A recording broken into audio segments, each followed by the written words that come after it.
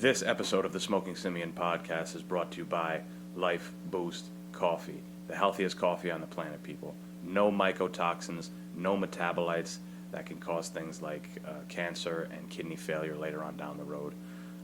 This coffee is, again, the healthiest stuff on the planet. It's all shade-grown. It's all gourmet, hand-picked beans. They're hand-picked. How often do you get anything that's hand-picked anymore, or hand-done, or made with their hands, right? These farmers are being paid sustainable wages because of how great of a Life Boost coffee, how great of a company Life Boost Coffee is. So because of that, they truly care about what they're growing. The whole company cares about their product from top to bottom. Like I said, no mycotoxins, and those metabolites are grown from mold, and the mold is grown from the way the coffee is stored. So right from the picking of the beans, they're hand-picked, all the way down to the storing of the product is meticulous and rigorous. So again, no GMOs, no pesticides. This is phenomenal stuff to put in your body. And the thing that I tell everybody that sticks out the most to me is the acidity level. Very low acidity, very, very low. There's no heartburn. There's no weird, coffee breath or burps or any of that shit throughout the day. This is real top quality gourmet coffee, hand-picked beans, all shade grown on a fucking mountain. You guys understand me? A fucking mountain closer to God. Either way, the deal I'm running with them is 50% off. 50% off your first order. That's half of your first order, guys. You get 3 of these. 3 of these. What's this? This is 12 ounces, right? 340 grams of coffee. Multiply that by... That's 60... No, I'm stupid as fuck. That's 36 ounces of coffee. 36 ounces of coffee. You get half off of the order. Make sure you use my link in the description of the podcast and the description of the YouTube channel. If you're on my Instagram, the link is there too. Whatever the fuck. Life Boost Coffee. Get you some today. The Smoking Simian is also brought to you by Obsessive Aggression. If you guys need some 16-ounce premium boxing gloves, you guys got to head over to www.obsessiveaggression.com, because let me tell you, we have got some phenomenal fight gear. At the moment, it's only the gloves, but more is going to come. This is the beginning of something great. And if you want to be a part of it, you got to head over to that website. I can't say enough about the whole process of getting it up and running. For those of you who don't know, it is my company. And again, it was a whole learning experience. It's still a learning experience. It's only been up for about a month or so. I think I released in January. That was our first drop. So for right now, we got the 16-ounce gloves, my colorway, my design. We have a great wholesaler. I tested a few different pairs, and some of them I didn't even buy yet because I could tell that they looked like dog shit in the picture. So these are phenomenal, and I hope you guys check it out. Again, www.obsessiveaggression.com. There'll be a link in the description of the podcast. Make sure you head on over there. Get obsessed.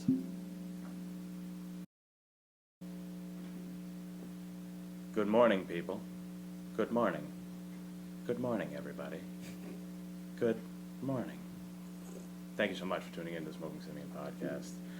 Jonathan Mann, how are you, my friend? I'm good to be here, man. How are you? Good. Good. We're going to pretend like you weren't here 2 days ago. Yeah. That was interesting. Yeah, we had some technical difficulties, and John got to see it firsthand. Yep. We had a good start, good episode going, but then we realized that maybe like 30-something minutes in, that it wasn't recording, and 15 minutes in, it stopped recording. Mm-hmm. So that sucked. Yeah, straight bullshit. Right. And this may even go wrong today, so we'll see what happens. Yeah, we're free balling out here. Shit, we got the sheep dip in the coffee. Oh, yep, we have the Life Boost coffee. Shout out Antonio for hooking me up a little bit. It's very good. But we got the sheep dip in it. Yeah, I got some scotch in there, so it's a little bit of a kick, so, Do you feel your ancestors a little upset with you? No, not at all. You're drinking the scotch, me boy. They're farmers. They're simple-minded. They would love it. I'm sure they're happy. That's fucking great. We're doing combinations, actually. Scotch whiskey and the Life Boost coffee and a Guinness. It's my signature thing. Mm-hmm. So there's that. Right. We got a little tobacco in here, a little cigar. Oh, you got a nice little cigar? You want one? Nah, I'm all set. All right. Yeah, I'm all set. I don't want to get too tobacco high, you know. Change your mind, I never know. I know. I remember me, Chris, and then Gomes. We went to a cigar lounge in Pawtucket.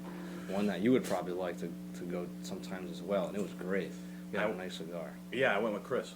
Oh, you guys ended up going? Yeah, we went on Saturday night. No, Friday night. Oh, this past? Yeah. Oh, very nice. Yeah, dude, when we went, like, the guy took us into the room. He was explaining things to us. We felt like, wow, this is a pretty good experience. Nice small business, and it ended up being a nice little, like, it's almost like an adult cafe vibe. Right. Yeah, cigars are nice. It's weird because I would never smoke a cigarette. Like, I've never smoked a cigarette. And I know they're different because there's other shit in cigarettes, too. Yeah.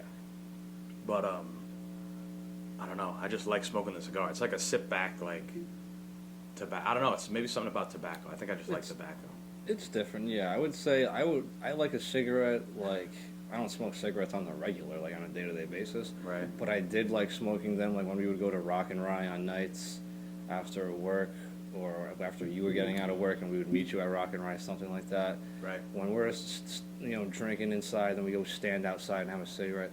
But for that setting, going to that cigar lounge, that was way better than a cigarette. Just having a cigar, drinks, you're in a nice comfortable chair, a table with, nice small setting between you and whoever you're with. You're probably only going to be there with like a max of 4 people. Right. Yeah. But it was great. It was different though. They're good in different ways.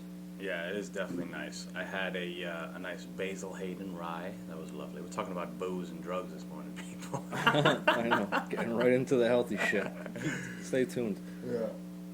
Yeah. Yeah, that rye was nice. It was weird. It was almost like it didn't taste like whiskey. It almost tastes like a mixed drink already.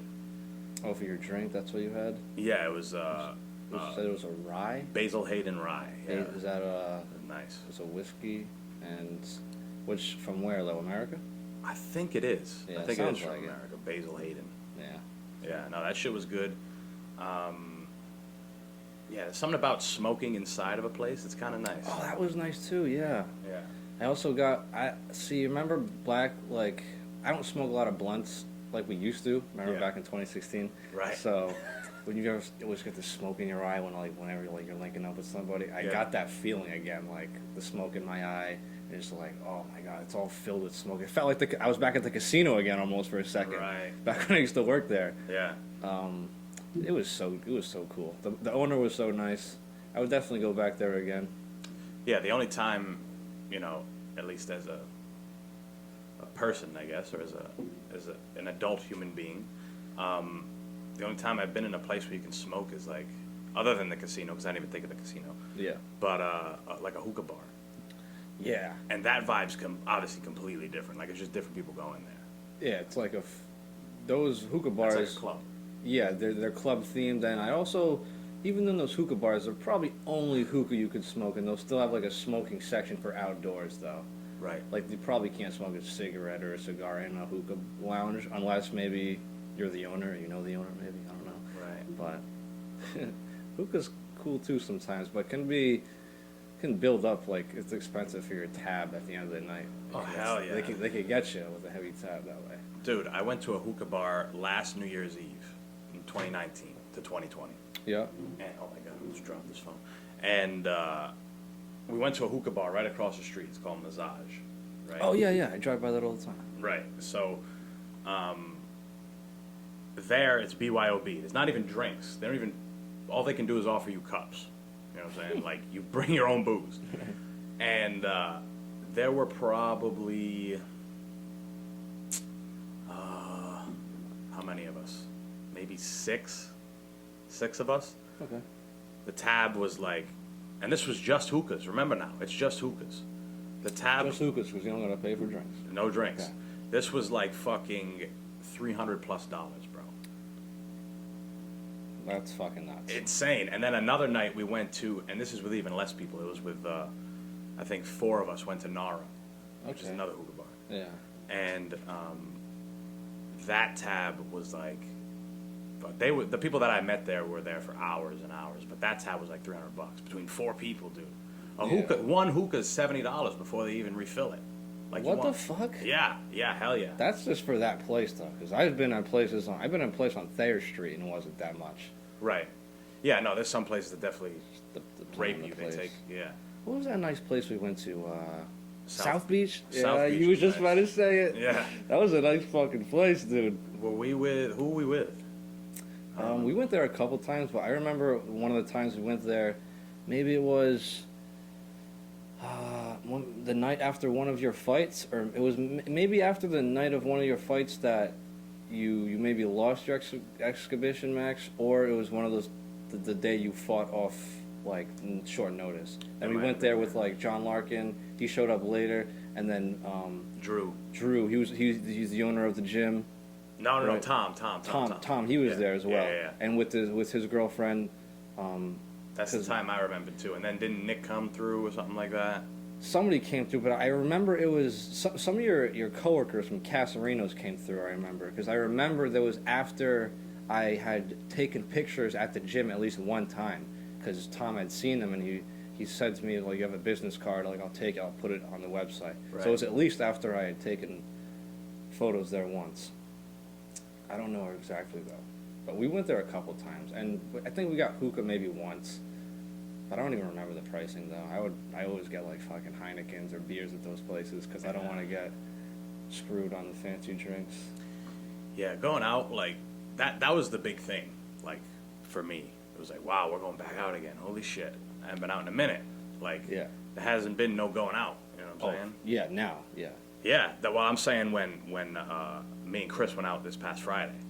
Right. I was like, damn, I'm out again. And to be honest, I mean, you almost, now that we've been so far away from it, as much as people want to still go out and do their thing, you almost see it's like, this is a fucking scam. I was doing this same shit in my house for way cheaper.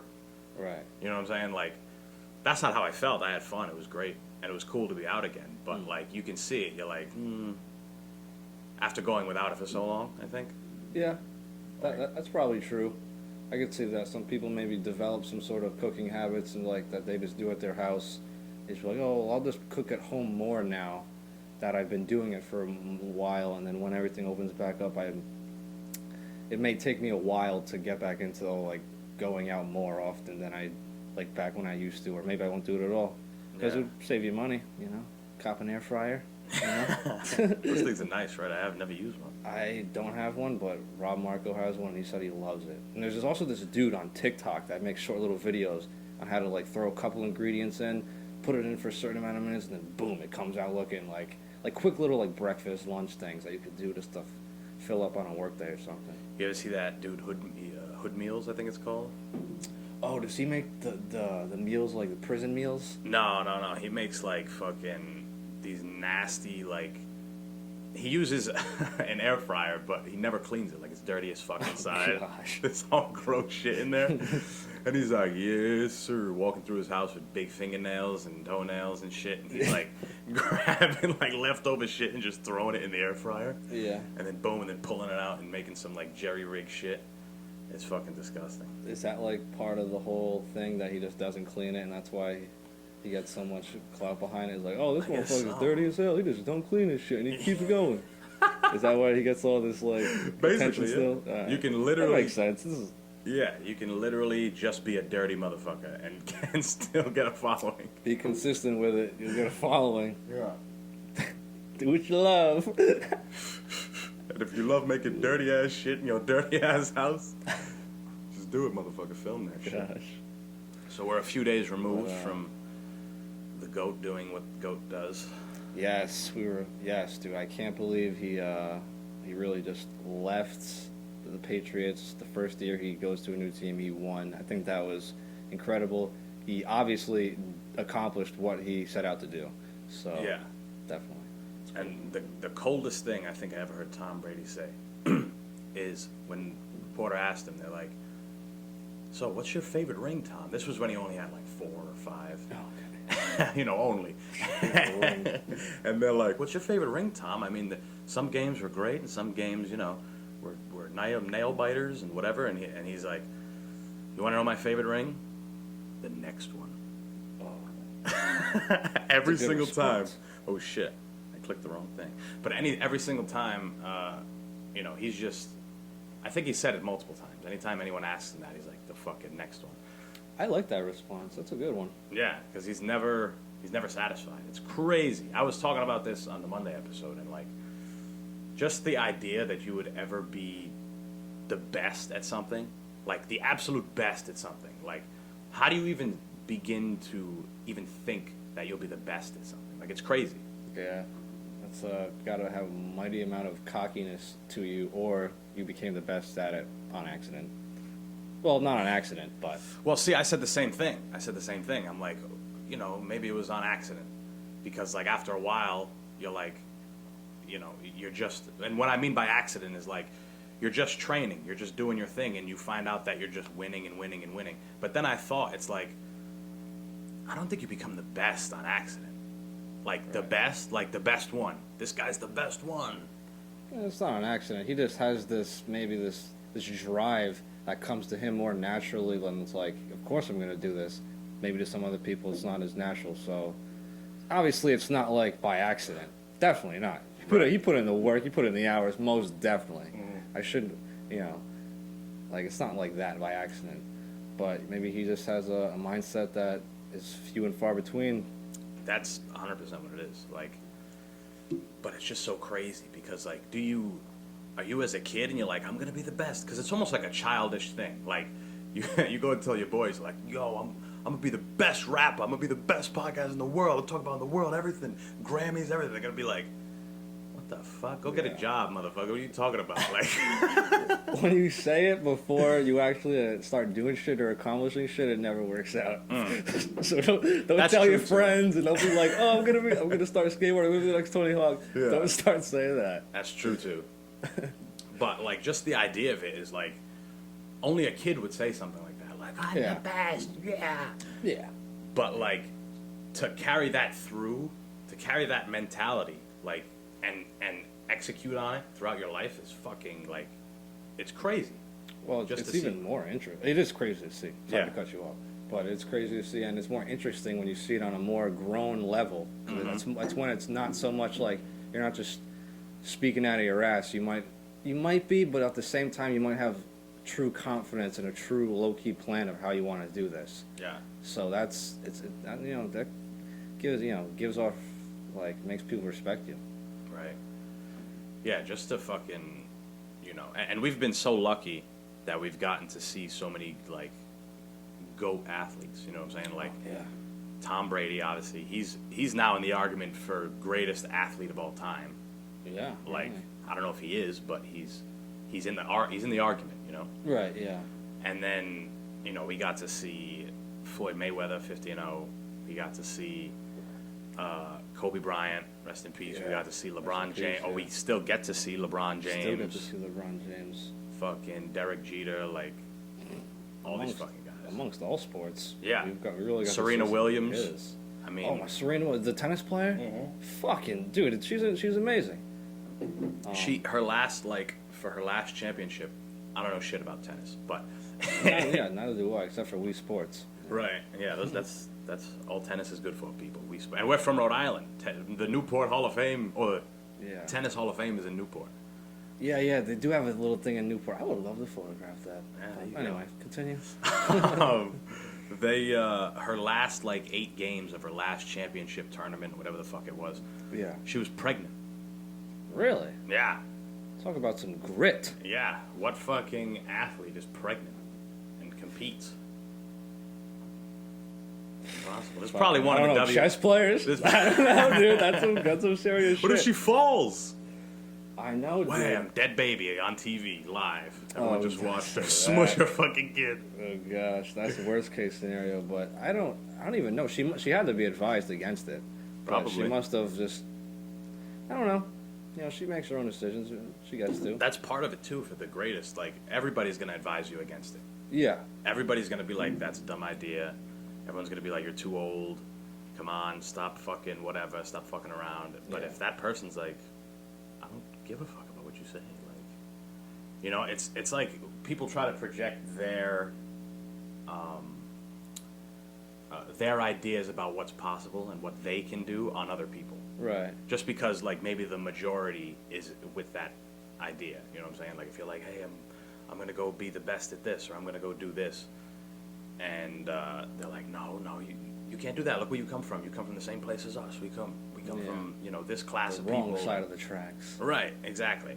And just like vice versa. What if you're, loaded as fuck? What if you come from a rich-ass family? I would think the contrast is the same. If you come from a rich-ass family and you're like, hey, I don't want any of the handouts you guys are giving me. I want to go and make my own way. I'm going to go move to some fuck-all country and start from zero. You know what I'm saying? Like, that's the same in my mind. Yeah, that's the same. Yeah. Yeah, I mean, I think it's, well, it's very, It's obviously different to dig yourself out of a hole than it is to make a hole for yourself, because you probably had a ladder on the way down, you know what I'm saying? yeah, but they would, going back to, well, like, her Williams playing pregnant, she makes that decision, but if anything bad were to go wrong, like bad word that happened, right? She would obviously get the criticism for it. Oh, 100%. But then if nothing were to happen, she would win. She would get glorified for it. That's what happened. That's weird, huh? Yeah, it is. It's just those. It's like the high risk, high reward. Right. High risk, if it happens, you get a high reward. But if you fuck it up, you get shit on.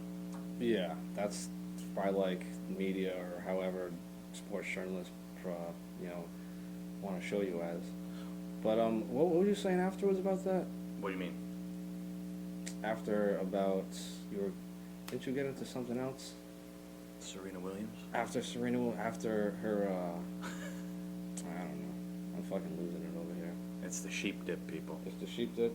I'm losing the train of thought. This is not good. It's alright, it happens. No, we were just talking about But the great athletes. The great athletes, the mindset. Yeah, but it doesn't even just come down to athletes, because you had mentioned the media will paint you a certain way because maybe you're too old or you're too pregnant or whatever. But it could come down to the people your family and everything. They're like, we knew you'd if you fail at whatever you're doing, they're like, we knew it happened, or that's if you have a shitty family. I hope your family's not like. They just, some people, unfortunately, probably put in that. They just have people in their family just the wrong kind of mindsets. Right. But even if you are a rich person, now I kind of getting it back what you were saying before. If you're a rich person, you decide to put yourself in a broke stance, right? And if you do make it, somebody finds out you used to be rich or come from a rich family.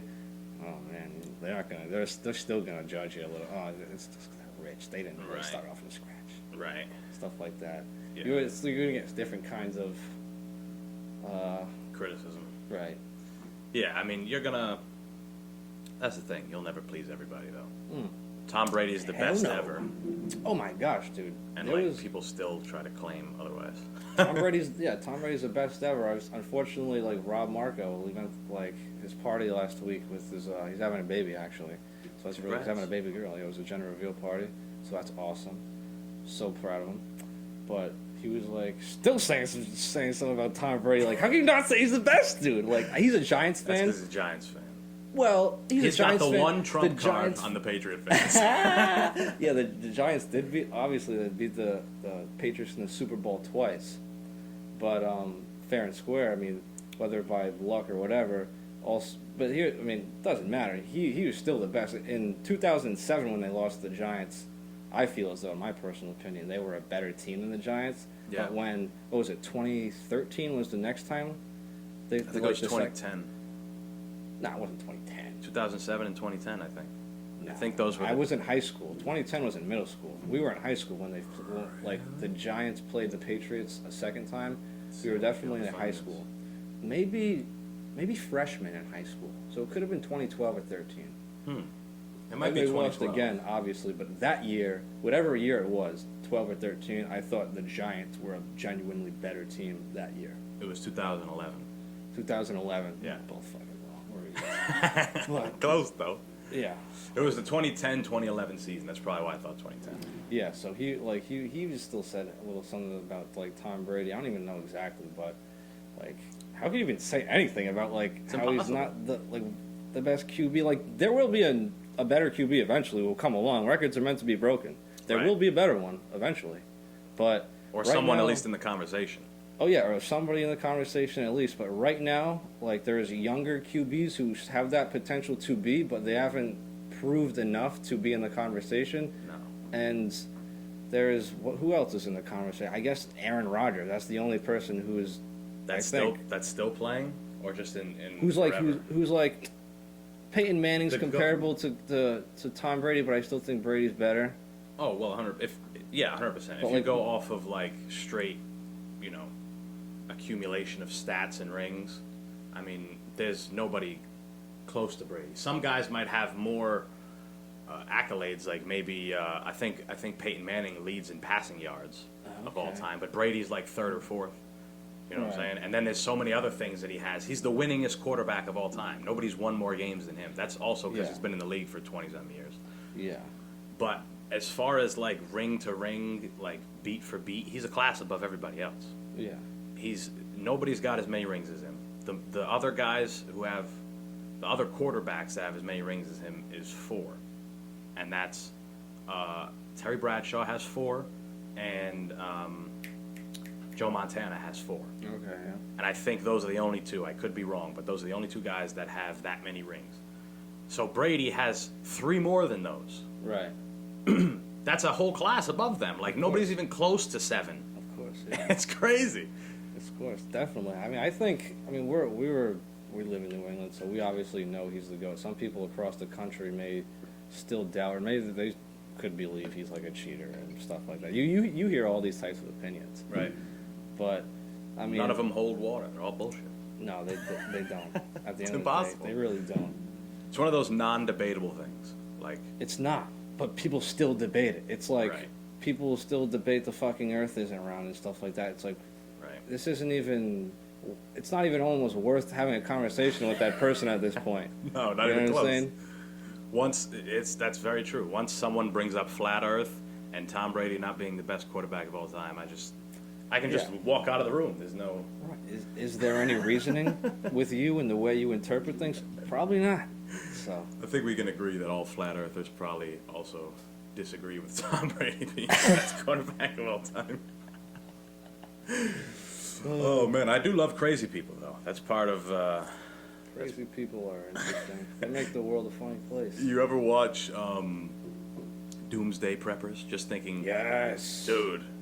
I love those people. I was like, shit, if I wish I could know you just to drop by and just say hi. See what Maybe if the world ends, I could come by, you know. Like, I could just like I say- could bring the family. Yeah. But dude, I saw one of those things. They had like a compound, like they had like a bunch of old school buses squared off Yeah. in a square. Like weird shit like that. Mostly probably in those states, like those flyover states in the Midwest. There's a lot of room. Yeah. Yeah. Where those doomsday people are. People got bunkers. That's Oh fucking hell cool. yeah, dude! Right. There's the thing is with that show is they can be doing all of this, but what if their prediction of how the world is going to end is completely wrong? Yeah, like all the stuff that they're doing isn't really gonna help them because Right. whatever's coming, none of that's gonna stop it. Right. Like for example, there was a guy who had a really really elaborate plan, and this guy may have, you know how they score him at the end? They're like, you get this many, Yeah, and yeah, they yeah, give I you do this many remember, yeah, months of yeah. like whatever. And this guy, he believed that the world was the collapse of the economy was what was going to bring the U.S. into end of days. Okay. So I guess that's a good one. Like I think that's a good idea. I guess. But so what this guy did was he had a whole fucking like acres of land. Yeah. And he made his own ammo. He had guns, but he made his own ammo, so he'll never run out. Oh, that's cool. Having no ammo press. Yeah, that's what he had in his basement. Yeah. Clunk, clunk, making rounds all day. That's cool. And then he had obviously like water purifying systems. He collected rainwater. He collected a lot of food. The area had like abundance of like animals if you needed to hunt or anything. Yeah. And then he would drive to like his farm where he grew tobacco because he's like tobacco is going to be very valuable when the price of the dollar goes down and all this stuff. So he's really thinking. But now, let's say if he's fucking wrong and, like, I don't know, wildfires are what ravaged the U.S. And now everything that he did just burns in an inferno. Yeah. And he's just fucked. Yeah, you do see people like set like their setups, like have a bunch of guns around and stuff like that. You never know if that's gonna. What if it's a nuke? You hold no weight anything. But that is weird though. Like this individual thinks tobacco is gonna. What is he gonna think of some sort of currency? Like I think he thinks it's gonna be very tradable. Like he said something about bartering. Is there bartering? That's actually not a bad idea. But is tobacco like? What's that thing that like raw materials that like every country needs? Does tobacco provide any raw materials like making clothing or stuff like that? Like, no, but people have tobacco addictions. Weed does. Oh, I know. Yeah, they have tobacco addictions. But in that point, this is going to be the new era. Cigarette companies will just have enough money to still be producing, I bet, after the apocalypse. and people like you and I are just going to be like, if anything, relying on like getting the black market dirt weed in this apocalyptic era. Like that's because we're not going to like cigarettes. Fuck that. No, hell no. But I mean, the way that he described it was like there'd be no financial systems anymore. Like we'd just be back to like trading things again. So like, I don't know. So he made a good argument for it. But my thing is like, what if what? You think he did? I think he did. Right. Yeah. Like if think about it, if the apocalypse was going on, I'd probably want some tobacco. Like, okay. You know what I'm saying? That's not what he said. That's what I'm saying. Like, right. The world's fucking ending. Let me smoke some tobacco or something. I don't know. Yeah. Have anything just to. And who knows? It could be. Come in handy. You know, certain things when you barter could be worth something more. Right. Like you could sell that tobacco to a guy who has chickens or something. Sure, you know what I'm saying? Like, another guy that I watched had a fucking terrible idea. Like sometimes they just have crazy people. Yeah. Like they have people who like wake their families up and like, come on, we gotta pretend that Oh, drills. They have drills. No, and shit. That's a little much. Yeah, they have the drills. Like there was one. These poor kids. Before I tell you about the guy with the bad idea, there was another guy who had a really good idea, and he lived in Alaska. The last frontier. Yeah, exactly. He lived in Alaska. And he's like, we're different out here. We're outdoors people, and he's like real like into it. And give him that. and what his plan was, but he's like, all right. I don't know why he thought. I don't know how he thought the world was going to end, but he's like, in the middle of the night, we're gonna get to our bug out location. That's what it's called in the show, the bug out location. That's like the safe space or whatever. Okay.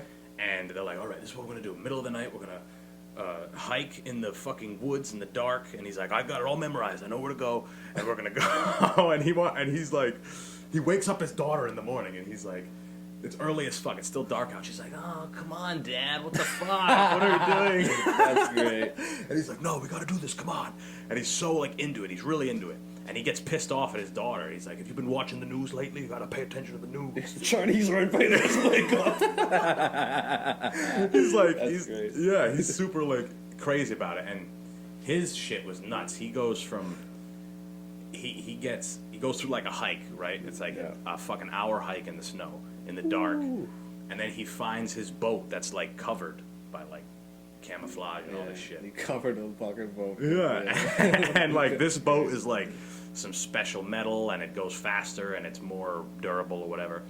And he's like, it can go in really shallow water. So then there's a river that he goes.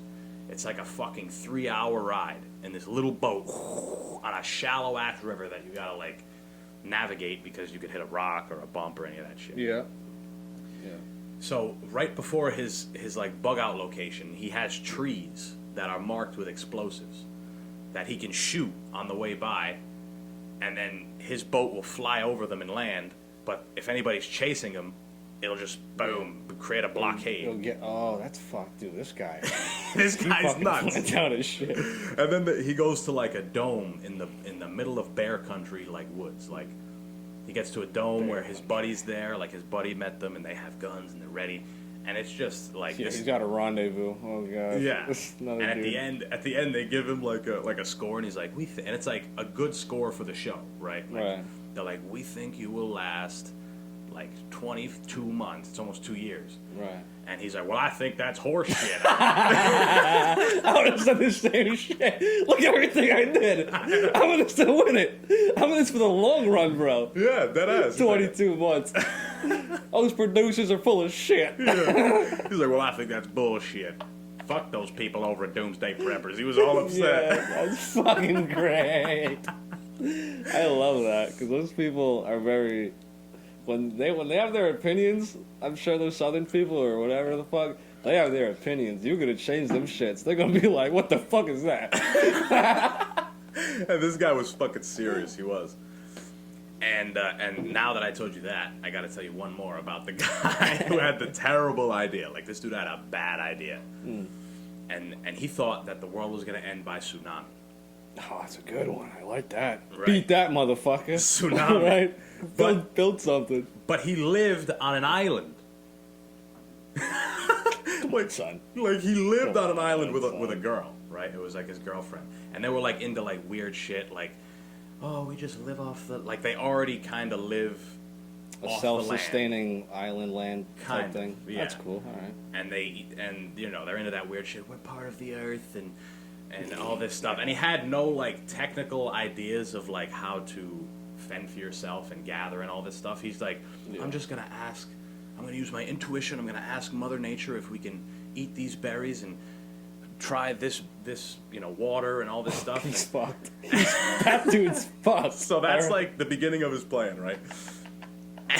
And he's like, well, we got to travel light. So, you know, I'm just going in this. Like, he's talking about his bug out location idea. Flip-flops. Nothing. Like, just shorts. Literally just shorts. He's got no shoes, no shirt, no hat, nothing. No gear. Water. If he needs anything, he'll just ask Mother Nature. Ask Mother Nature. It's okay. Exactly. Who wouldn't? So he's like, all right, so this is our plan. Now, mind you, I just told you 2 very elaborate, well thought out plans of if the world's going to end. Yeah. And they're good plans for like the ideas of how the world's going to end, like the most normal ones. This guy says a tsunami, and this is his idea, to stay on this island. He's staying on the island, like he's not gonna get out of there by any. Yeah. He's just going to climb the highest mountain peak there. Was it a big island? It seemed like a big island. The mountain peak was pretty high. That is a good idea. It's your only fucking option, pal. I mean, Right. But in terms of longevity, you're done. unless in you like have a little week. setup at the top of the mountain already, no, you're already done. Yeah. That's the thing. There was nothing at the top of the mountain. Like, at least, you're right, actually, now that you say that. If he had, like, an actual location with stored food and water, Right. collecting sources, he literally was just up on top of the mountain, like, we're going to stay here now. So this rock is very comfortable to sit on. I was thinking I'd go here. Yeah, exactly. And the girl he's with, so he's like, hey, you know, we're out of water. This is a hard climb. We're running out of, you know, the air's getting thinner up here and we're getting more tired. It was high. It was real high. And he's like, crazy. the only thing we have, the only thing we're going to be able to do is drink our pee. And this guy's fucking nuts. And it was funny because when he said Come that, on. they show him pissing in a bottle. And, like, when he's on the bottom, it's like, drinking your own piss could actually make you dehydrate even quicker. Like, yeah, it can. And he's completely wrong. He just thinks, he's like, we gotta drink this. This is all we have. This is gonna be our nourishment. That's the way Mother Nature intended. Yeah. So he pisses in a bottle and he holds his nose. This is on TV now. He holds his fucking nose and he's like, and he drinks a little bit and he's like, Come on. and then he does it again without holding his nose and he's like, it's not bad. It's not as bad as you'd think. Once you get past the revolting scent and and just the idea that it's pee, it's like chamomile tea. He said something like that. And he's like, spitting bars, okay. Yeah. And he's like, here you go. And giving it to the girl and she's like, like she's had enough at this point. Like, listening to this guy. Like, she's like, give the elbow to the camera guy. Yeah. Take me fucking with you. on the chopper route. Take me fucking with you. Yeah, because you can see as they're going up this mountain, she's more and more like, oh, this is like stupid. What am I doing with this? I've never been up here on this mountain. Now I know it's dumb. And then he pisses in the thing, gives it to her, and she's like, I'm not drinking that. And he's like, we have to. This could be our only hope. We have to, he goes. And she's like, no, I'm not fucking doing it. I'm not doing it. And he's like, all right, fine. And he like downs like almost the whole bottle. Disgusting. And then at the end, like I saw her at that moment, like that was her breaking point. Like right. At the end, they usually do like a recap of like they'll meet with them in like 3 months or something to see what they've done since Doomsday Preppers were there. Yeah. And it was just him and a dog. The girl wasn't there no more. Him and a dog, and he's like, hey guys, he said some like weird spiritual shit. He's like, I'm going to find myself. Peace. And just like walked off. But like probably still had to walk around to shut the camera off. Yeah, like, what the fuck? This guy... Good thing that fucking girl got out of there. She would have been fucking Hannibal Lecter there. That shit's hilarious. Yeah. Just seeing that guy again, and he's with the dog instead of a girl. He's like, I went and got a dog. I know, I have a dog bitch now. left me. That's sick, though. And, like, that dude's obviously a little off. And he thought he was going to survive a tsunami by hiding on an island, probably surrounded by an ocean. Yeah, 100%. Like, that's totally which... That's the opposite. I mean, I've never been in a tsunami. I don't know shit about, like, weatherology, whatever, meteorology. I don't think that's what you want to do. I would think an island is the last place you'd want to be. As long as you got a big-ass fucking mountain with your little setup up there, but other than that, what the fuck are you doing, pal? How do you think the world would end? If you had time to prepare like this show, right? Like you had been preparing and this show found you, and they're like, how do you think the world's going to end? What would be your best guess? One or two ways, both of which caused by human beings. First one would be through the climate, and the other one would be through a nuclear catastrophe amongst, powerful countries, or maybe not so powerful countries that just got their hands on nuclear weapons. I don't know.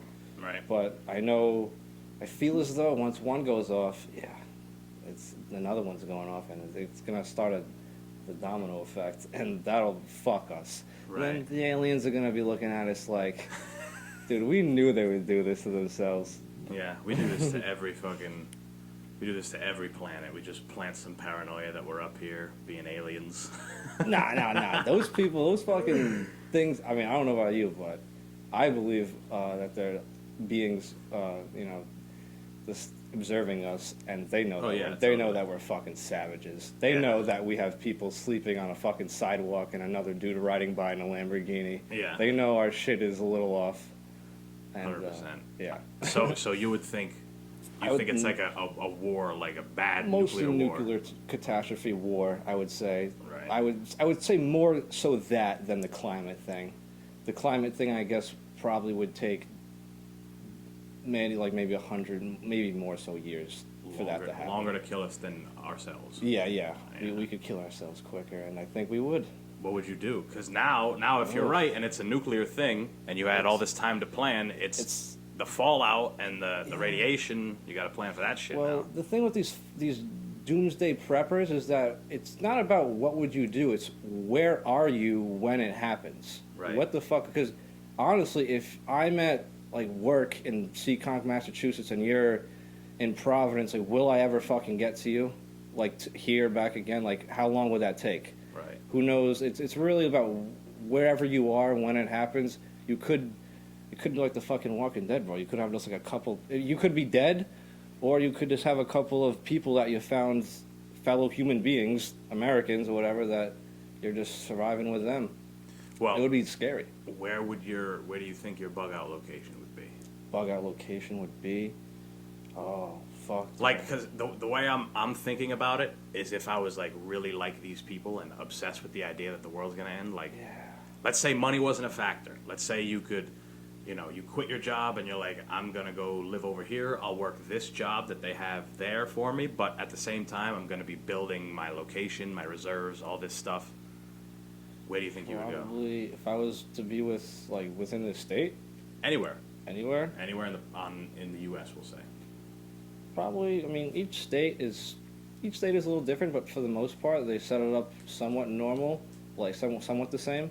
We have major cities, and then on the outskirts we have a lot of rural country and farmland, and it would probably be in the rural country or farmland, whether it be this state out in Japatchit or Gloucester, or maybe out in Montana or Utah and some rural place out there. But I would definitely put it in a rural place. Right.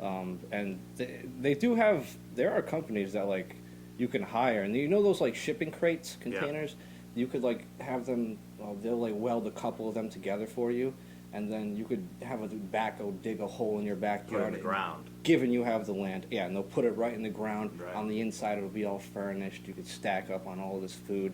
That's my ideal bunker, not like the compound type thing. That's not my thing. I would like an underground like crate under the dirt. Right. I would want probably both. Okay. Because, like, what if you don't need to go in that crate? Like, what if your compound is, I don't know, sufficient enough for you to live, and then, like, all of a sudden, maybe the nuke goes off, like, or the radiation gets to your area, right. Then it's like, okay, let me go in my bunker until God knows when. Yeah. And then, you know, now you're good. Oh, this is crazy, dude, because you and I are both living in, like, fucking Providence, Rhode Island. Like, we're living in the inner city. Oh, we would be so fucked. We would get fucked. Because we're close to New York, so they would get fucked. Yeah. That's the only reason. Right. We're nobody. Rhode Island is nobody to nothing. Like. Right. I think I would probably want to go somewhere where it's very rainy, just so I never lose water. I can always collect rainwater. Ireland or England or Scotland, maybe. Well, I'm saying, yeah, right. I'm saying in the U.S., like, I like Seattle rains a lot, yeah, or Washington State as a whole. Yeah, that's rains a lot over there. Good thinking, yeah. Like in the mountains or something. I'd go to the northwestern. That's United a long States. troop, though. Like, you would, given if you already knew it was coming, and then you had the opportunity to like prepare. Yeah. Like, not if it already happened, you would make your way there and start doing that. You would no, hell no. Preparation time. I would maybe fucking go to Alaska, fucking shit. That too. I'm saying I would like live in the place where I would build my bug out shelter. Yeah. Or whatever the fuck it is. I would definitely have a compound, 100%. I like the idea of having something that's tradable, like whether it be tobacco or fucking, linen or cotton or some shit like that, Some sort of crop or raw material that grows. Yeah. And then you gotta live somewhere with fucking enough game, like animals and shit like that, so you can eat. Somewhere where you can... Enough deer. Yeah. Deer, elk, bear, whatever the fuck. Somewhere where you can grow things, like food. Oh, who'd even knows? During like a nuclear catastrophe, with those animals, you don't know if those animals have been contaminated as well, because we would be living very rurally. We might not have the technology to like... maybe we would. We could like get like a scanner thing to see if they got radiation in them. That's like kind of makes... Not out of reach, right? Doesn't sound crazy. You'd hope that capitalism still pursues even. Oh, it fucking will, dude. Or even when the nukes go off, dude. They're still making new shit That might be the craziest part about it. Certain parts of capitalism might still be going on, and fuck, dude. Imagine if we're just still producing like we're just still, some companies and manufacturers are still producing. Like, imagine if gun manufacturers and bomb manufacturers are still going off in this country. They probably would. Like, during the apocalypse, and everything's all over. It's like the United States is like a failed state, and there's still some shady shit going on. Like, I could totally see that. Yeah, 100%. Disgusting. Fucking crazy. Like, if there was a nuke or something like that, or a nuclear thing, you're probably right. You'd probably hope that your area isn't, wherever place you pick to build your shit and to live this life out, you would hope it's not affected. Yeah. So maybe I would think like a mountainous place. Yeah. You'd probably want to go to. Good place to hide. Yeah. And then, because once that shit's there, now it's like, can I even grow in this soil? Can I drink the water that rains here? Can I eat these animals who are possibly drinking the water and getting contaminated? Right. Like, I don't know if it would be, for me, if I had to pick, I don't know if it'd be a nuke. Yeah, no, that is an interesting thing. What do you think it would be? I think that guy's idea about like the financial system collapsing could totally happen. It's definitely a man-made thing. I don't think like like some super severe storms or anything would destroy the Earth. Although that could very well happen as well. But even if it did, probably man caused it. Yeah. Well, maybe. I don't know. Well, I don't think like a freak thing, like an asteroid or any of that shit. I would think, if not something with the financial system breaking down, it would be something like a war, like a really bad war, like you said. World War III turned fucking apocalypse for the Earth. Yeah. You ever see Einstein's quote? It was like World War I was fought with, grenades and bombs. World War II was fought with guns and tanks, or planes and tanks. Yeah. And then, I don't know what World War III will be fought with, but World War IV will be fought with sticks and stones. Right, because we'll be so set back. Yeah. People will be fucked. Oh, hell yeah. That is like literally destroying ourselves with nukes is letting man, you're just human beings are human beings. We all have egos. We all want to maintain this power, show off our power. It's just man trying to show another man that he's got a bigger dick than him, and that's what the fuck will happen. Yeah. If someone sends something towards us, the United States, we're going to send something towards them, or more 2 or 3 towards them, and then if more countries will start sending towards us or to their enemy, dude, it'll be fucking nuts. Yeah. We do not even want that. It's almost crazy to to already want to be somebody with the power to, blow the fuck up out of people. Right. To even want to be in that position is fucking crazy, because not even just in the military. I mean, these super high level offices, president, U.S. treasurer. Yeah, I got that red button always with you. Yeah, exactly. Just to think that anybody could be up there, not just anybody. You obviously have to be a certain type of person, but yeah, like you said, people are all the same. We all have egos. We all have fucking things that we want to prove to other people. So the guy that you get in that big crazy office isn't gonna be void of that. Part of him is gonna be like, motherfucker, I'm the president. I get my fucking dick slopped under this fucking table covered in caviar. I don't give a fuck. Especially America. I'm the president of the United States. You fuck with my country, I'll fucking destroy you, or stuff like that. Yeah. I would think the same way, bro. I feel like most people would, but you gotta... And then you have enough countries with that mindset, with a leader with that mindset, you know what I'm saying? Other countries, yeah. There's some countries who you kind of look over now, maybe at one point they were big powers, Italy during World War II, Italy and Germany, and now it's we just kind of look at them they're European countries, We really do, yeah. But now it's obviously Russia's always been a force, China's a big country, and then you just have the smaller countries who just accumulate together, the Middle East. We've just been fighting them forever for some... Well, they've been fighting each other. We've been fighting them, and I think the U.S. is also very diligent on watching certain countries in the Middle East getting their hands on nuclear weapons or nuclear technology or something like that. They're very not wanting of that, maybe for reasons that they don't know how they'll act when they do get their hands on it. But yeah, it's definitely the reason. Yeah, I mean, now there's crazy. There's we do war. overlook some countries. There's rules to war, so I don't know how much these countries where there's a lot of revolutionaries, I don't know how much they don't follow the rules to war, bro. That's what I'm saying. They don't follow shit.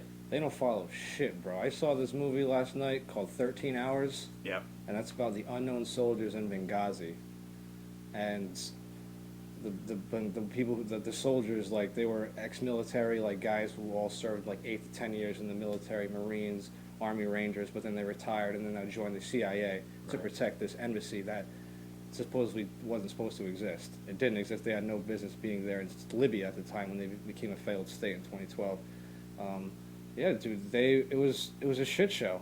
Yeah. And they literally.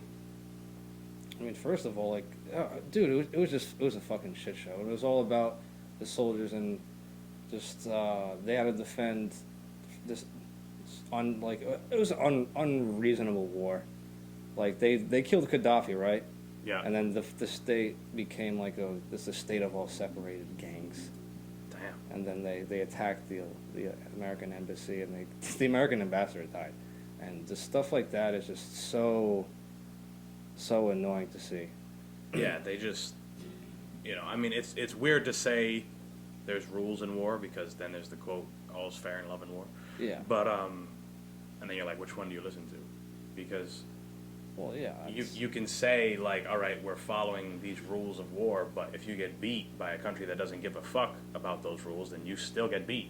You know what I'm saying? Like, yeah, that's why I brought it up, the Benghazi thing, because all these soldiers, these CIA soldiers, they had to follow certain rules. Like, if they didn't see a dude with a gun, yeah, they couldn't shoot at him, even if he was even in the fucking embassy territory. yeah, Like, what the fuck? yeah, Like, and they set fires. Like, they had to follow so many rules. Unless they show you, like, a gun, you cannot open fire.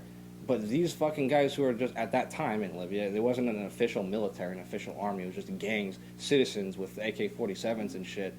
They don't follow the rule of war. What is it called? the rule of war. No. There's a certain rules that it's like a rule book that you're supposed to follow. Every country is supposed to follow through war. I'm not sure the name of I it. think it starts with a G. Yeah. I don't know, but there's some like rule book or some rules that every country is supposed to abide by during war. Like you're not, if you see someone with a medic, soldiers can't shoot the medic on the other side. Right. Can't shoot photographers, stuff like that. Fuck, what is I could probably find it. I don't know. Yeah, you can't use like chemical weapons. You can't, like you said, there's certain people. I think today, James would know it. yeah, yeah, James would know. he knows all that shit. I think today you can't even fucking kill a guy unless you like ask for permission almost from your fucking general or whatever. Like you gotta radio in and be like, hey, we got a group of motherfuckers over here. Should we take them out? Like, can we take them out? Whatever. Yeah, they you have to get the like radio in to like open fire or to pursue action, like to whatever. Like unless obviously with CIA, probably not. But when I'm sure when you're an official military like Marines, Army, Navy, stuff like that. Yeah, you have to get the okay to be able to open fire. Totally Right. true. During a chaotic time like Benghazi, those CIA officers, they could do whatever the fuck they want. They just got to defend the embassy, defend American lives, because those guys would have stormed right in and just killed every single one of them, and that would have been that. Like, So it says that the rules of war or international humanitarian law, as it was known formerly, are a set of international rules that there's like an abbreviation for it, though. set out what can and cannot be done. The IHL, International Humanitarian Law. That's all I see. The Geneva Convention. Geneva Convention starts what with a G. Yeah, Geneva Convention, like Right. Geneva rules or Geneva law, whatever. Right. They got to follow those. That's what I mean. Like you can't like in World War I, the Germans used to gas like the British. Right. Like, what the fuck? You know what I'm saying? That is completely not fair at all. Yeah, there's 196 ratified states. So it's completely in place to have, if you're going to have a conflict, for it to be fair. Yeah, 100%. War crimes are documented, the whole nine. There's a video, but I'm sure the U.S. could have absolutely just shitted on most of the countries they've gotten into wars with. Because the Geneva Convention, I believe, was after World War I or World War II. Maybe World War I because of the gas, right. but it could have been after World War II. I'm not 100% sure. Definitely one of those. But imagine like all these advanced countries, what we did with Vietnam. Like, fuck, if you really like had an end goal there, you could have fucking thought of a better plan, bro. Yeah, you could have been done it, dude. Yeah. Like, Yeah. I mean, but even in Vietnam, they had the Agent Orange shit like that. I know that. I guess Vietnam's not a good. It's not a good like example because to me, that was just a bunch of fucking like that was a real bad time because they just sent a bunch of poor Americans out to go play army and soldier and war, Right. where they were getting people were making money back home. Like the military-industrial complex, I'm sure, fucking thrived during Vietnam. I'm sure they got a taste of that money, and it never changed since. Oh yeah, You know? yeah, 100%. I mean, it was Disgusting. Disgusting, 100%. But another crazy thing that we actually used to talk about in history class, maybe in your history class in high school, we used to talk about, was the idea of like the atomic bomb, and like should anybody ever have that much power to just drop a fucking bomb, two bombs actually, Yeah. that wiped out entire cities. Yeah, I know. I don't. It would be nice if human beings were responsible, but like what we were talking about before, the egos, the swinging dicks, the want for power. Yeah. I'm not sure if it is a good thing because as human beings, we do die. You can't just get one wise guy who's like a wise man who would never do that. He's gonna die eventually. Another person's coming in. They could have a different view. Right. I don't know if that is a good idea, having the power for that.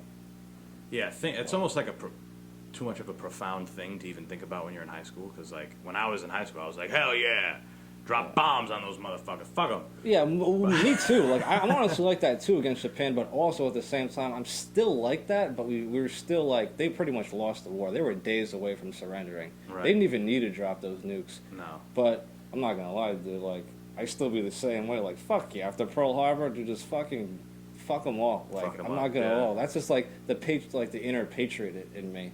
Like just I love where I live. So if anybody comes and fucks with my country, just fuck them. Right. But that's another natural human being way to think. Proud from where you're from. Exactly. I'm proud to be proud to be from where I live and then if you have again, that's why when you have a guy who's in, like, imagine if you were in power and you were the guy who's like, we should drop more bombs, drop them earlier, you know what I'm saying? Like, imagine that. Oh gosh. Like, that's not out of the realm of possibility. Obviously, you hope no, it isn't. that presidents and leaders get screened, but, psychological tests and all this shit to make sure that they're wired right, but anything could fucking happen once you get the power. It's like... Yeah. It's like when you hear about famous people, like, just overdosing on drugs, and then you hear, like, before they were famous, they didn't really dabble in any of that stuff. Right. Then it's like, oh, now I'm famous, I can do whatever the fuck I want to do. Yeah, that's true. Yeah. But I feel like also, that's a very good point, but good thing we have, like, what I guess we call experts in place to talk to the president so they could filter some of his, like, thoughts that are maybe dumb, or maybe thoughts that the president are thinking that, like, you're not seeing the whole picture. They have like military experts to come and say, okay, well maybe we shouldn't do this because we have this, and the other thing could go wrong. So I guess that's, I don't know, like that's a good point. Like there is no screening system, I guess, except for the people to decide whether they like him or not, and those experts to guide them on to making those decisions. That's the only filter we have in place. Right. Yeah, and I mean even then, it's like they can still. They have the final say on everything. It's almost like they have those groups of people in place to just, like, check them, to be like, hey, you can't be as human as you normally would be because you're a fucking leader. Like, you're a leader of our country. Like, oh, yeah. You can't just be like, always fuck those people over there. Goody two-shoe. Well, you can't always be goody two-shoe, but you're going to make... It's hard to be the American, like, be the president of the United States and not, like, give orders to kill certain... threats to the United States. Well, you're gonna have blood on your hands. It's like like Bush, Obama, Trump. They all got blood on their hands, dude. And it ain't because they wanted to. No, of course. Like it's not that at all. They just had a job to protect the fucking land that they're in charge of. Yeah, and then it's their call from there. Essentially, yeah. If you want to go by force, we can go by force. If you want to go by treaty, we can do that too. Exactly. Yeah. Exactly. No, I mean, again, we're super fortunate to live here because I remember being a kid. I remember being a kid and watching Rambo, the fourth one, like the one where he's like 65 but still on steroids, juiced up. Yeah. Big veins hanging out. Big muscle. Yeah. Fuck the world. I remember him specifically saying that in that movie. That's a good one. Yeah. And he's obviously like the Rambo character, fought in Nam, lives, but now he lives in like Thailand or something. I don't remember exactly. Yeah. Maybe the Philippines, one of those like shit ass countries. Cheap though, good strippers. I want to go to Thailand, dude. Cheap. I'm sure you get cheap prostitutes, cheap everything, bro. I would go there, Thailand. Mm-hmm. Yeah, but then you end up. Shout out Thailand. You end up with like the in the Hangover when Stu fucks a tranny prostitute. Oh, I know. Yeah, you got to be careful for that. You got to be careful Bangkok for scammers. Don't want to go there. One of the craziest places in the world. Well, dude, I would totally go to Thailand or Vietnam. I would totally go. But continue. Yeah, so him in Rambo, he's that guy who, like, he just moved to this country now, and he has, like, some menial job that just, keeps him out of the way of things. Yeah. Doesn't get in trouble, doesn't whatever. But he knows how things go around there. Like, he knows that there's, like, a revolution going on, and there's essentially gangs of militia just running up in towns and killing people and raping women and gruesomely murdering people. But he's like, I don't give a fuck. I live out here alone. If they try and get me, I'll kill them. Whatever. John Wick type. He was John Wick before John Wick. Essentially, yeah. And he fucking this group of people who are like, we're gonna go and we're gonna say, it's a bunch of white people from America, and they're like, we're gonna go Those save people are the worst. Yeah. It's like they're going to help the kids in this country. Okay. And they're like, oh, we're gonna, whatever. And then now they're in a town that gets like attacked, and there's, kids getting their heads stomped and mothers getting shot in the face and people getting Molotov and shit like that. They're like, what the fuck? And terrifying shit has happened now. Right, and now they run like to Rambo, and they live with him for like a little bit, and they're like, GI, help. Yeah, and he's like, come on, whatever. And they fucking, and the first time like anything happens, he immediately meets it with force, because he knows that if he doesn't, then they'll kill all of them. Yeah. Like, they're like, all right, we got to get back to where I live, but we got to be quiet on this boat. You guys got to lay down, and whatever. And it's dark, and they get stopped by some guys. And he's like, blah blah blah. What is this? What is under here? Blah blah blah. And he's like, pulls out a knife and like stabs one guy, pushes him in the water, and then like knocks a dude down, stomps on his chest, and just blasts him right in the fucking head, like right on the boat. And the people are like, what are you doing? No, fucking, we're trying to end the violence. And he's like, if I fucking let that guy live, they would have raped her 20 times, cut your tongues out your mouth, stuck them in your ass. And you're like, God damn. I remember being a kid in the movie theater with my mom, and I was begging her, because I already liked the Rambo series from like the 70s. Oh, yeah? Completely different than this. Like, completely different. Super different. And he, and I was like, Mom, I want to see the new Rambo. It looks cool. And I saw that shit, and I remember crying in the theater, like, asking to, like, leave. Oh, really? Like, we left, and I was fucking, what if that happens here? Oh, no. Because, like, I'm watching, like, because I was, like, 10 or something. I don't know when it came out. Yeah, really young. And I'm watching kids get, like, blasted and stomped on their fucking head and shit like that. And I'm like, oh, no. Now I watch it. It's, like, it's cool, but it was rowdy. Yeah, when you were young, even for me, that would have, like, especially so young. Yeah. So that would have, like you remembered that. I would have remembered that too, I'm sure. I remember when I was really young, probably in the third grade, when I watched the scary movie, the horror movie Hills Have Eyes for the first time. Yeah. Saw people getting killed and shit. I was like, oh shit, like it just, whatever. You remember it. But same thing happened with me in Scarface. Yeah. First time I watched Scarface, it was fucking brutal. When they cut the guy in half. Have you seen Scarface? Yeah. They cut the guy in half in the shower when the drug deal goes wrong. Yeah. And I'm like, as a kid, I like, queasy. Shut it off. Yeah. But yeah, fucking that. I didn't see the fourth Rambo thing, but that is. Did you see the other Rambos? Yeah, I saw. No, this part's not full. I never seen the full start to end to like any of the Rambo movies. Just parts, which probably something I should maybe watch. The first one's cool. Like it's cheesy at times, but like it's good. Like it's a better movie. It's a Stallone movie. Like yeah. Like he's not the best actor, but he's cool and he does cool shit and whatever. Right. But there's a scene in there. The story about him is he's a vet, and he comes back from war, and he actually comes back to find one of his friends. He's like, hey, I was in the platoon with him, and he told me he lived here, and I was gonna meet him after we came back, and then his family's like, he died or some shit like that. And he's like, oh man. And then died in the war, never made it back from the war? Yeah, I think so. That's fucking. And he, and now he's like, fuck it. And he just kind of like lives in this town essentially, but actually, he doesn't live in the town. He's walking on the road after this encounter, and a police officer's like, hey, I don't know who you are. Like, it's a really tiny town. He's like, I know everybody.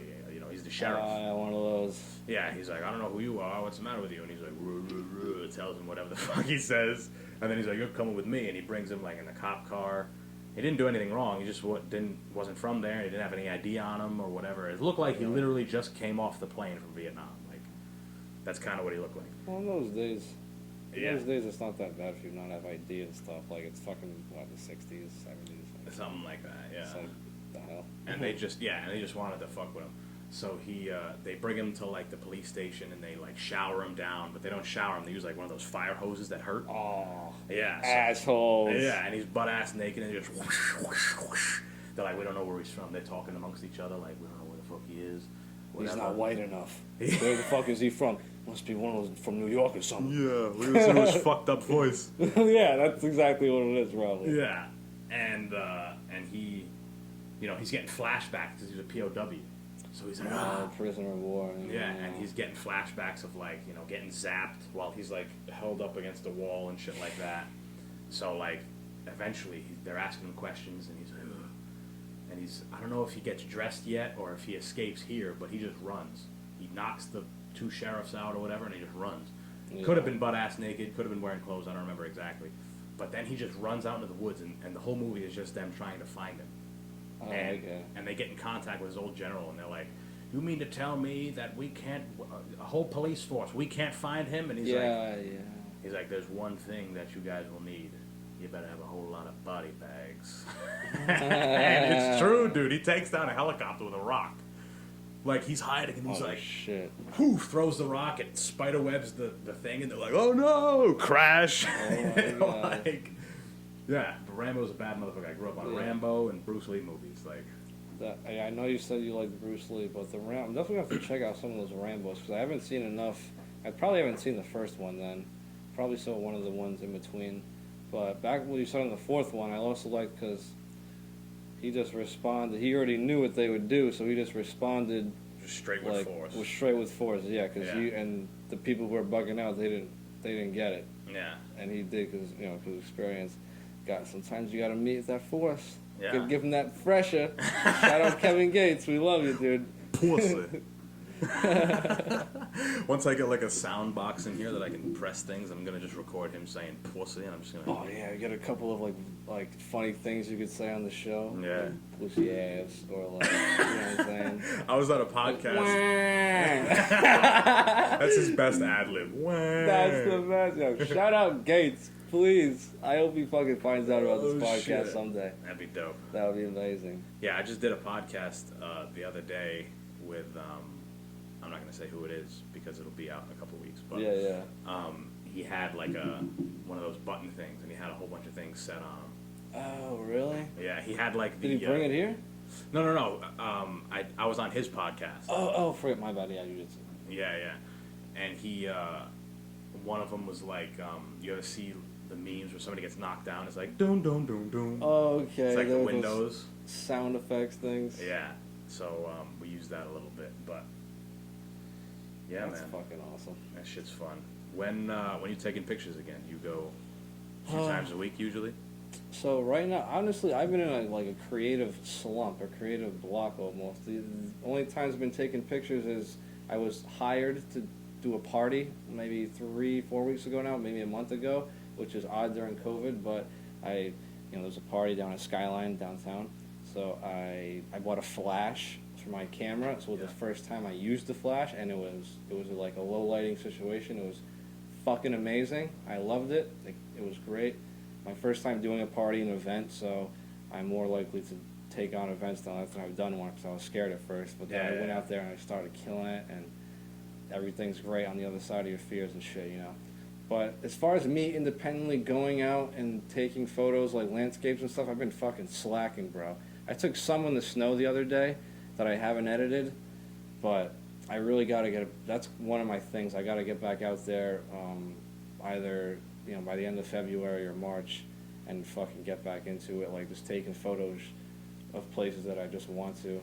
Do you ever go to like southern Rhode Island, like Richmond, Wyoming? Not enough. South Kingston? I don't go enough just because when I go there, I should go just because, I don't know, I always carry mad fucking weed in my car, and I never want to drive mad far to take pictures. Most of my pictures that I've taken are in Providence. I want to do South County more. Yeah. Go down to Newport, go down to the beach more and do more of that shit. But I just and it would be great if I could just ride around and just not like even a fucking ounce of weed in your car, it's no big deal. Right. But I just be getting sketched out sometimes. I need to get into it more seriously though. I'm in a fucking creative rut. No, you would.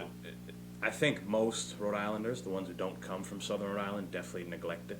But like I have no reason to go there unless I'm going to the beach, and Exactly. I rarely go to, if I go to Musqueamicut, that's the farthest I go. That's westerly. Yeah, it's a beautiful beach. Yeah, Right. Beautiful town, but we never go to the town. We only go to the beach. Yeah, exactly. And all those areas are either like wooded with lakes and like meadows and fields and shit like that. Yeah. Or they're like near the beach. Yeah. So like there's also like these little tiny like towns and like strips of road where there's little shops and shit like that. Yeah, like, old America kind of shops that look very quaint and beautiful. Yeah, exactly. I think next time you get out there, you should take a trip down there. I definitely need to. I need to get fucking back out there. Right now, the only thing that's probably stopping me is the fucking cold. Oh, it's cold. It's cold as fuck right now. Yeah. February, Rhode Island weather. What are you gonna do? Yeah. But like I said, I'm gonna get. I will get back out there eventually. But I've mostly just been taking pictures of mostly taking photos when I'm hired to take photos. Yeah. Was pretty much what I've been doing. I did a gender reveal last week. That was just for a really good friend of mine, Rob, which he's getting married 2 weeks from now, so I'm going to be the best man in that wedding. My first time going to a wedding and being a best man. So that's cool. That's pretty. Does he not have like family members, like brothers or anything? He has a sister, but he doesn't have any brothers. So he can't make her a best man. No. I'm the only groomsman. It's a smaller wedding because it was very short notice and stuff, so hopefully we're going to have a very smaller wedding, and then in like 4 or 5 years they want to have something bigger. Yeah, yeah. But, that's cool, and I took pictures of like the gender reveal because those are like new things that people our age do, and they haven't, our parents never did those. Right, so it was just cool taking photos of that. And, I mean, I can't wait to take photos of the fights next. Like when we open the fucking fight gyms, I want Larkin to get into a fight, you to get into a fight. I just want to go and just really get some photos of some good action shots, punching. Right.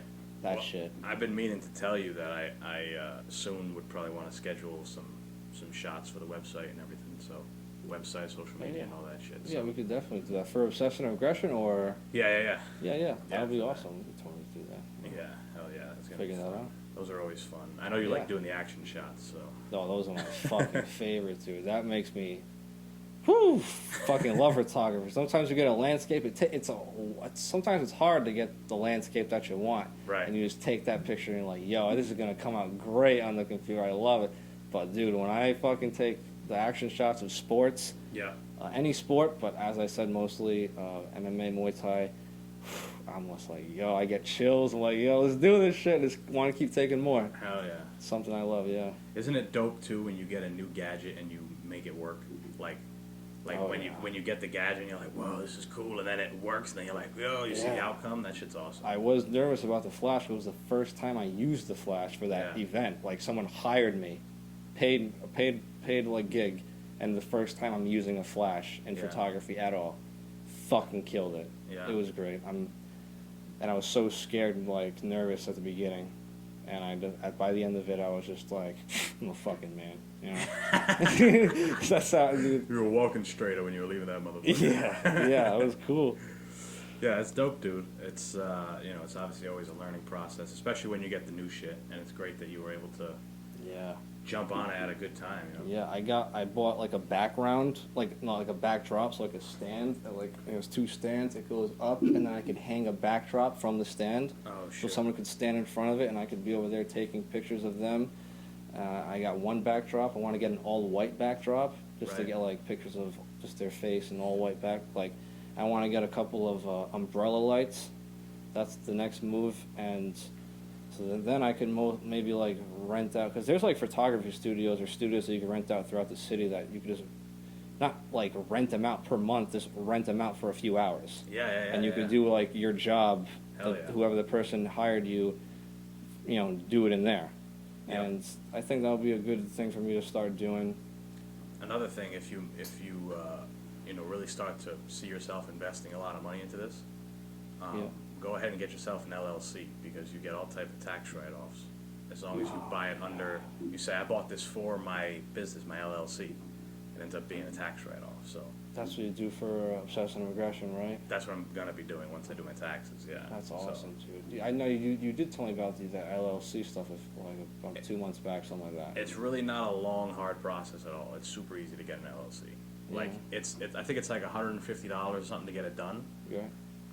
And because you're providing a service and not a product, there might be some other, like I had to get a sales tax permit because I was selling things. Right. But because you have Like a service, an item you were selling. yeah, maybe a service requires something else, some other permit. Yeah, fall into different things. Yeah. Yeah.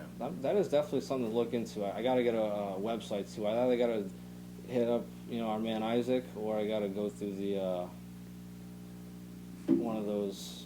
What is it, like the Squarespace. Yeah, one of those Squarespace. Squarespace things is like that. easy. Squarespace is pretty good, but I started a Squarespace thing. I started creating it myself, and I was like, it looks like I just made like a PowerPoint kind of website. Like I don't have the creative niche to design it, so I'm either gonna have to go back and adjust things, or like I said, I'm in Isaac. Hit up Isaac. Yeah. Well, he got a good price to create a website, right? Yeah, hell yeah. Oh, He'll hook it up for you too. So. Yeah, good. I mean, my site looks pretty good, We're so all, I'm happy with it. It's cool because we're in the same group chat. We're all a bunch of buddies. We just, like we all said, we just help each other out with whatever niches that we know how to do. Like, be like, hey, I know a guy. Yeah, and exactly. we really do know a guy. Yeah, I mean, if you don't, if you don't fuck with the people around you, then why are we all friends? Like if you don't support, like if I went out and found myself a photographer, you'd probably be like, what the fuck? I'm a photographer. only if I saw the photos afterwards and been like, if I was. Sometimes I'm hard on myself. All creators are. They're hard on yourself. Always. But if you would have been like, oh, I could have fucking done better than that. Sometimes I've seen that from other people from like my high school, not you guys. Yeah. But yeah, so only if you hired a photographer who did crappier pictures that I could have taken, I would have been like, oh, this guy. Yeah. But you guys are awesome. You guys always supported me, like from the beginning of me taking pictures. Yeah, hell yeah. Plus, I mean, we get to see you grow into, or whoever it is, you, Isaac, me, Evan, whatever the fuck we're doing, we get to see you grow into that profession that now people are like, now we want to pay good money to see this motherfucker. We want to pay good money to get this guy to take pictures of me. Right. And I was like, dog, I was there from the beginning. I was the first one that paid John. Oh yeah, we were all with each other from the beginning, dude. Yeah, it's crazy. Yeah, just to see stuff like that, it's really beautiful to see. Even like, remember like Evan, like not even a year and a half, 2 years ago, not even a plumber. Yeah. Now fucking killing it. He's fucking man, knows mad shit. Like I'm sure I'm not even close enough to be with the Sandbergs, but I'm sure they're the same way. Yeah. Chris fucking killing it in the financial advisory game. You're fucking taking on new, like a podcast, been doing great with it. Literally, dude, you've been fucking killing it. Got sponsors, launched your own brand. Yeah. Dude, everybody in the chat is really doing their own thing. Fucking Tyler, I feel like Tyler's like doing his thing the most out of, like, dude, he's fucking killing it. With the sneaker cleaning company. Yeah. DK Cultivations or whatever, dude. He's doing great. Yeah. I love everybody in the fucking chat. I feel like we have plenty of resources. Yeah, we're not just a couple of friends who are just whatever friends to each other who just occasionally get fucked up. We're like, it's cool. We have a good friend group. I like it. Yeah, because like anytime someone's like, hey, I need a plumber, I'm automatically referring them to Evan. Me too, dude. Anytime someone's like, I need an electrician, Sandberg. Photographer, John. Website maker, Isaac. Like, yes. Physical trainer, John Larkin. Like, I have plenty of people that in my own back pocket that I can just be like, hey, this guy can help you. And, now we're helping each other, essentially. Yeah, I've told people at my job about your podcast, just fucking working with them. We're just talking about random shit. Yeah.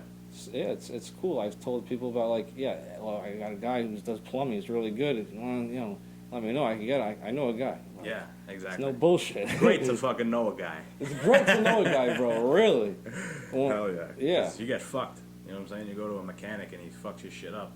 Literally the old American saying, or maybe it's not even an American saying, it's just the old saying, who you know is is really everything. If you It's don't know more nobody, then life might be a little more expensive. Yeah, it's who you know, not what you know. Yeah, that's the one. Yeah. You got it. Yeah. Well, all right, sir. This was a lot of fun. Yeah, it was very fun. Yeah, it was good. Thank you for coming through again and working out the technical difficulties with me. I appreciate that. Well, thank you for having me on. I can't wait to be on again. You know, I love doing this. Where can they find you? You could find me on Instagram at JohnnyMann_. That's JohnnyMann. Yes, it's man spelled with two N's. Two N's. Two N's. So JohnnyMann, two N's, _. Yeah. So you could find me there. That's pretty much the most thing I'm active on. Everything else is just personal stuff. You just kind of have it, yeah. So yeah, follow me on Instagram. If you want to see some pictures from the place that me and Antonio are from, the local city. So definitely check it out if you want to, I don't know, get a feel for what it's like. There you go. Yes, sir. And then you can contact them if you need, any other fucking services. Yeah, and then any other photos, product photography. If you're local, do an event for you, whatever. Pornos, I would honestly do that shit. I'm not gonna lie. Get some action shots, dude. Sometimes if you've never done it before, do it once at least. Fuck it, try it Yeah. out. Yeah. Let me know. Porno, let me know. You guys follow me, you know where it is. I say it every time, and I'm going to say it again. At abarboza000 on Instagram. At the Simian _ on Twitter. My YouTube, subscribe, like, share, comment. Tell me how the fuck we sound, how we did, how do we look. Tones, production. Not productions, but production. Make sure you follow and subscribe to the show wherever you listen on the audio platform. And I think that is it. Yep. Peace. Peace.